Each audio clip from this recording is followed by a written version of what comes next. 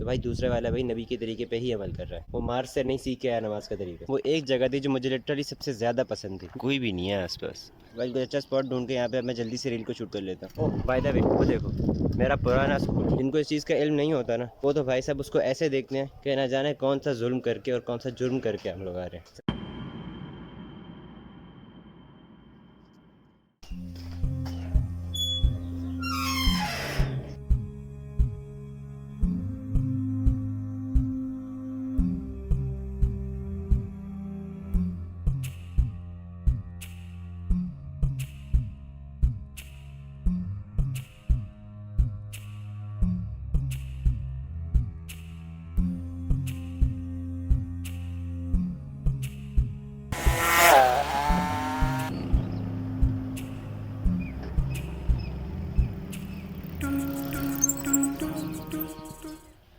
अस्सलाम वालेकुम। आज फाइनली बहुत दिनों के बाद दोबारा से कैमरा उठा लिया फाइनली। बाय द वे आज है फ्राइडे 25 रमज़ान। लिटरली रमज़ान शुरू हुआ था तब मैंने ब्लॉगिंग स्टार्ट करी थी 7 से 8 दिन तक, और अब जब ख़त्म होने वाला रमज़ान 4 से 5 दिन रह गए और अब मैं ब्लॉग कर रहा हूँ। आज मैं एक नई जगह पे आया हूँ एक्सप्लोर करते करते। सुभान अल्लाह। बाय द वे अगर आपको पता हो तो ये वीडियो जो सामने आ रही है, इसमें जो प्लेस आपको दिख रही है, जो खुला ग्राउंड आपको दिख रहा है ना, वो एक जगह थी जो मुझे लिटरली सबसे ज़्यादा पसंद थी। मेरी छुट्टी वाले दिन मैं वहाँ पे घूमने जाया करता था, लेकिन फिर उस जगह को ना गवर्नमेंट की तरफ से बंद कर दिया गया था, और उसके बाद मुझे 1 से 2 महीने तक सब्र करना पड़ा था, क्योंकि मुझे पूरे शहर में और कोई जगह ऐसी नहीं मिल रही थी सही में कि जहाँ पे मैं मेरी छुट्टी के दिन जा सकूँ थोड़ी देर के लिए। फिर मेरे अल्लाह ने मुझे एक दुआ सिखलाई, इन्ना लिल्लाहि व इन्ना इलैहि राजिऊन, अल्लाहुम्मा अजिरनी फ़ी मुसीबती वखलिफ़ली खैरम मिनहा। उम्महातुल मोमिनीन में से एक उम्मुल मोमिनीन का वाक़या है, नाम अभी मुझे याद नहीं है, मैं बाद में ढूंढ के स्क्रीन पे दे दूंगा। उनकी जब शादी हुई तो उन दोनों मियाँ बीवी में बहुत मोहब्बत थी, लेकिन उनकी ज़िंदगी में फिर कुछ ऐसे सर्कमस्टेंसेस आए कि उन्हें अपना वो शोहर गंवाना पड़ा।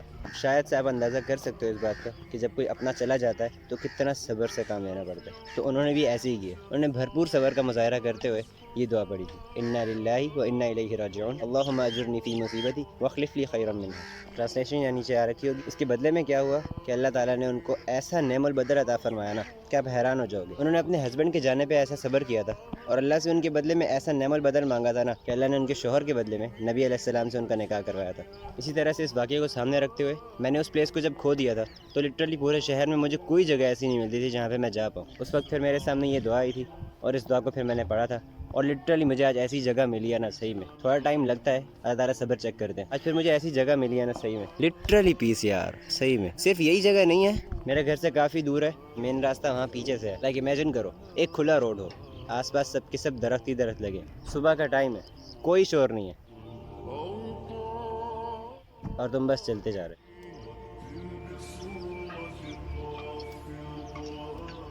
ओह बाय द वे, वो देखो मेरा पुराना स्कूल, झंडे वगैरह नज़र आ रहे हैं तुम्हें, ये है हमारा पुराना स्कूल।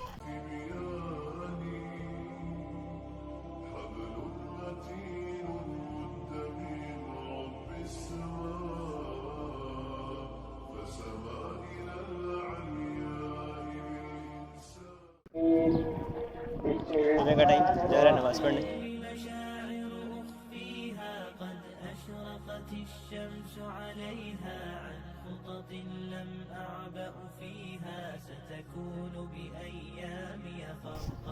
वैसे एक बात है कि जब कोई बंदा नया नया एक तरह से रिवर्ट होके कुरान और सुन्नत पे अमल करना शुरू करता है ना, अपने पुराने घटिया अकीदों को छोड़ के वो अमल करना शुरू करता है, उसके आसपास रहने वाला हर इंसान उसको अलग नजरिए से देखना शुरू हो जाता है। जिनको इस चीज़ का इल्म नहीं होता ना, वो तो भाई साहब उसको ऐसे देखते हैं कि ना जाने कौन सा जुल्म करके और कौन सा जुर्म करके हम लोग आ रहे हैं। सबसे पहले मेन जगह आती है मस्जिद, जहाँ एक इंसान रफल यदैन से नमाज पढ़ रहा है और दूसरा इंसान नहीं पढ़ रहा। एक इंसान अपने सीने पे हाथ बांधता है और एक अपने नाफ के नीचे हाथ बांधता है। ऑलमोस्ट हर मस्जिद के अंदर तुम्हें इस तरह के बंदे जरूर मिलेंगे, कोई किस तरह से नमाज पढ़ रहा है तो कोई किस तरह से। यहाँ तक एक तरह से सब कुछ ठीक रहता है जब तक कि उनमें से एक दूसरे को कोई गलत ना बोलने लग जाए। फॉर एग्जाम्पल, एक बंदा सीने पे हाथ बांध रहा है और दूसरा नाफ के नीचे बांध रहा है। नाफ के नीचे हाथ बांधने वाले को कोई हक नहीं पहुँचता कि वो सामने वाले बंदे को इस बात पे टॉन्ट मारे कि तुमने हाथ सीने के ऊपर क्यों बांधे। और फिर जब उस बंदे से ये पूछा जाए कि भाई आप नाफ के नीचे क्यों हाथ बांध रहे हो, तो आगे से उसका जवाब क्या होगा कि नबी का तरीका। तो भाई दूसरे वाला भाई नबी के तरीके पे ही अमल कर रहा है, वो मार्स से नहीं सीख के आया नमाज का तरीका। किसी को तो फिरका होना कहते हैं भाई, किसी को तो कट्टर वाला फिरका परस्त कहते हैं। एक बंदे को अपनी नमाज दुरुस्त नहीं करना है, लेकिन दूसरे के पीछे उसे हाथ धो के पढ़ना है।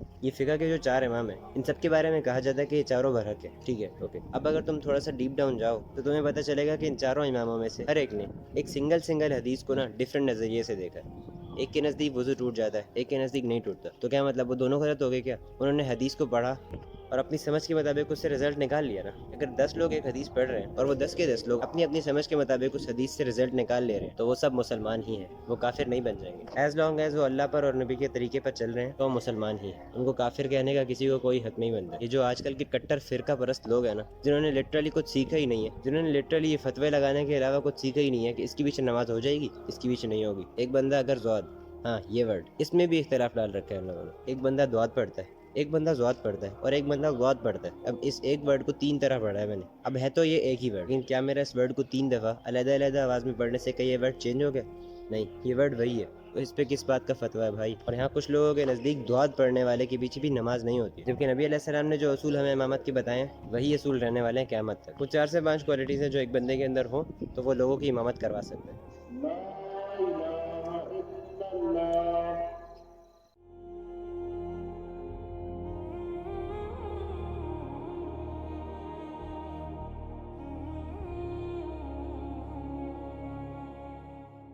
अस्सलाम वालेकुम। आज काफ़ी दिनों के बाद दोबारा से यही ब्लॉग कंटिन्यू करते हुए आज मुझे एक काम है, मुझे एक रील शूट करनी है। होपफुली इंशाल्लाह हो पाए तो। लोकेशन वही रहेगी जो हम लोगों ने पहले सेलेक्ट कर रखी थी।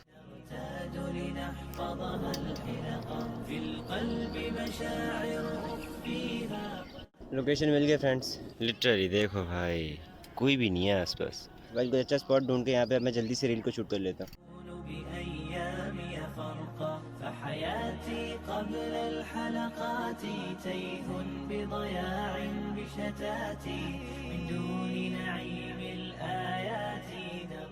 ये रही वो लोकेशन जहाँ पे मैंने अभी अभी रील का आधा पार्ट रिकॉर्ड करा है। सही में बाकी का पार्ट कल रिकॉर्ड करूँगा, क्योंकि सही में मुझे एक्सपीरियंस नहीं है इस चीज़ का, और रील में जो दूसरा पार्ट प्ले होना है उसके लिए भी कोई डिफरेंट ड्रेस चाहिए। हाँ वेल आज के लिए इतना काफ़ी है। अभी फिलहाल चलते हैं। इस चीज़ को देख के अगर किसी ऐसे इंसान के दिल में शौक पैदा हो रहा है ना कि उसके पास भी साइकिल हो, भाई अल्लाह से मांगो, नमाज के अंदर मांगो। इंसान सबसे ज़्यादा अल्लाह के करीब कब होता है? सजदे में। वहाँ पर आप अपनी मुराद मांगो अल्लाह से, फिर देखो कैसे चुटकियों में हल होता है सब। ऐसा होना इम्पॉसिबल है कि तुम्हारी मांगी हुई चीज़ तुम्हारी तरफ ना आए, वो भी तब जबकि तुम अल्लाह से मांग रहे हो। इम्पॉसिबल।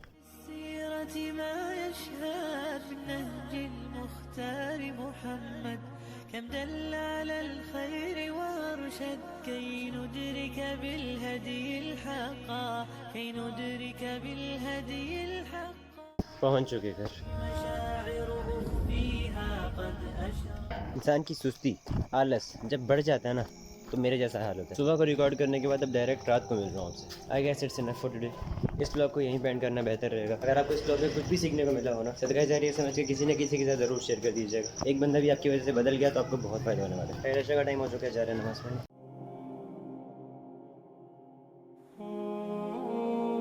क्योंकि यू नेवर नो कि आपका ये एक शेयर आपकी दुनिया या फिर आखिरत या फिर दोनों बना सकता है। सही में इस मामले में अल्लाह ताला का कोई भरोसा है क्या? चाहे तो आपकी किसी छोटी सी नेकी पर भी आपसे राजी होकर आपके हाथ में जन्नत का टिकट थमा सकता है। उसको ये हक और ये कुदरत दोनों हासिल है। बाय द वे कल शायद से आखिरी दिन है रमज़ान का। आप जब स्टडी करना शुरू करोगे ना तो इंशाल्लाह आप अपने अंदर ऐसा चेंज महसूस करोगे कि फिर एक टाइम आएगा कि आपको इस रमज़ान की कदर मालूम होगी, इसकी वैल्यू आपको फील होगी, और फिर इसके जाने पे आपके जो आंसू निकलेंगे वो आपको इस बात का एहसास दिलाएंगे कि सहाबा कराम क्यों रोए अगर इस रमज़ान के जाने पे। Well that's it. अभी मैं चलता हूँ। आपके समय जो मैंने काम लगाया है, बल्कि नबी अलैहिस्सलाम ने जो काम लगाया है, बल्लिगू अन्नी वलौ आया, आप उसको अच्छे से अंजाम दे दीजिएगा। बाकी मैं आपसे मिलूंगा नेक्स्ट व्लॉग में।